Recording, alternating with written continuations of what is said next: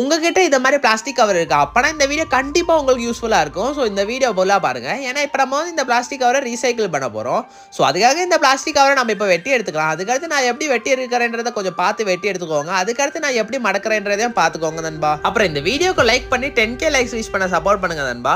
Okay, இப்போ நான் வந்து இப்படி மடக்கி எடுத்தாச்சு. அதை நம்ம வந்து இப்படி வெட்டி எடுத்துக்கலாம். அதுக்கடுத்து நான் இப்படி ஒரு குட்டி ஓட்டையும் போட்டு எடுத்ததுக்கு அதுக்கடுத்து அதை நான் இப்படி ஓப்பன் பண்ணதுக்கு அடுத்து இப்போ நம்ம வந்து அந்த ஓட்டையில த்ரெட்டை ஏற்றி கட்டி வச்சுக்கலாம் நண்பா. இப்படி எல்லா ஓட்டையில த்ரெட்டை ஏற்றி கட்டி வச்சுக்கோங்க. அதுக்கு த்ரெட் எல்லாத்தையும் நம்ம வந்து ஒண்ணா வச்சு நல்லா டைட்டா இழுத்து வச்சுக்கோங்க. அதுக்கடுத்து எல்லா த்ரெட்டையும் ஒண்ணா வச்சு முடிச்சு போட்டுக்கலாம் நண்பா. அதுக்கடுத்து இப்படி நட்டு எடுத்துக்கோங்க. அந்த நட்டுக்குள்ள நம்மளோட த்ரெட்டை ஏத்தி அந்த நட்டையும் த்ரெட்டையும் நல்லா டைட்டா கட்டி போட்டு வச்சுக்கலாம். இப்போ நம்மளுக்கு வந்து ஒரு சூப்பரான பாராசூட் ரெடியா இருக்கு. இப்போ நம்ம வந்து இதை டெஸ்ட் பண்ணி பார்ப்போம். ஸோ அதுக்காக இந்த பாராசூட்டை நான் எப்படி மடக்கிறேன்றதை பார்த்து மடக்கி வச்சுக்கோங்க. ஏன்னா நீங்க தூக்கி போடும்போது இப்படிதான் மடக்கி தூக்கி போடணும். இல்லைன்னா வேற ஏதாவது மாதிரி மடக்குனீங்கன்னா கரெக்டா பாராசூட் ஒர்க் ஆகாது நண்பா. இப்போ நம்ம வந்து இந்த பாராசூட்டை மேல இருந்து கீழே தூக்கி போடுறேன். இப்போ நீங்களே பாருங்க, நம்மளோட பாராசூட் சூப்பராகவே ஒர்க் ஆகுறதை நீங்களே பார்க்கலாம். Road to 10 million subscribers.